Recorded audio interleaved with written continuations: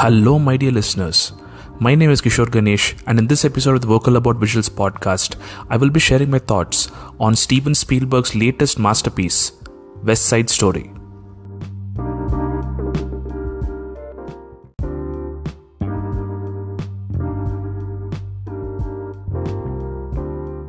I'll begin by saying that I know that West Side Story is an extremely significant story from and for Hollywood, and as far as the English movie watching world is concerned. But that was the extent of my knowledge about the movie. So for someone who knows a lot about the history and impact of this story, whatever I say might seem obvious, but hey, I'm like a newborn here who has seen the outside world for the first time, so my wonderment is valid and authentic. With that disclaimer out of the way, let me start with the story. It is very obviously inspired by William Shakespeare's Romeo and Juliet, and for someone who has grown up in India and has been exposed to Indian films, this story is basically 90% of all the movies we have consumed. Rich, poor, different religions, different castes. This story has been told by countless filmmakers using the difference/discrimination that they wanted to highlight. So, within the first 10 to 15 minutes of the movie, I was in familiar territory. Oh, one thing which I forgot to mention before is that the movie has a runtime of 2 hours and 38 minutes, which is also on par with the runtimes of most Indian movies. And when I saw this runtime, I was very apprehensive about whether it would be a test of my patience and whether, being a musical, it could hold my interest. But from the first shot of the first scene, I was hooked. And by the end of the movie, I don't know how the 2 hours and 38 minutes passed, and that is down to the timelessness of the story and the genius of Spielberg.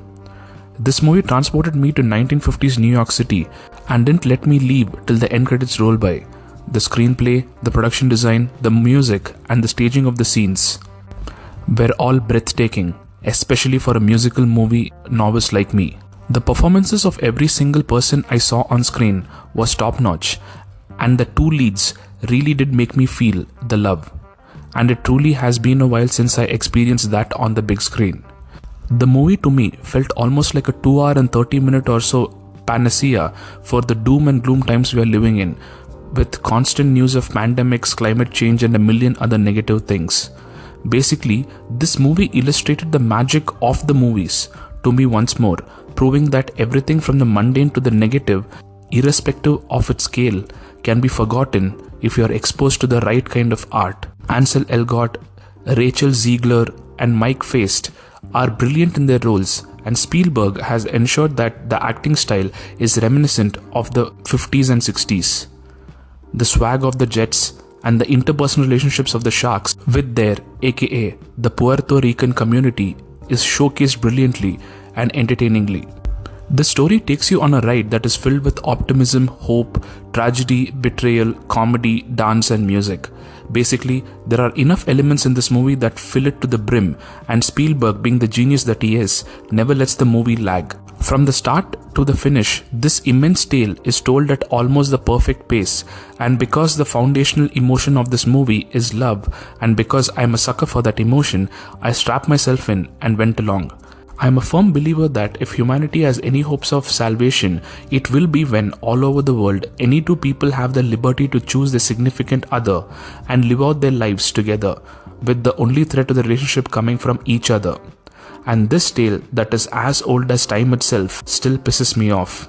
The fact that a couple that has found that extremely elusive entity that I would like to call, within quotes, a forever love, is ripped apart by everything from racism to gang violence to xenophobia to rage to revenge to plain bad luck and fate, made me extremely angry at humanity, society, fate, and circumstance.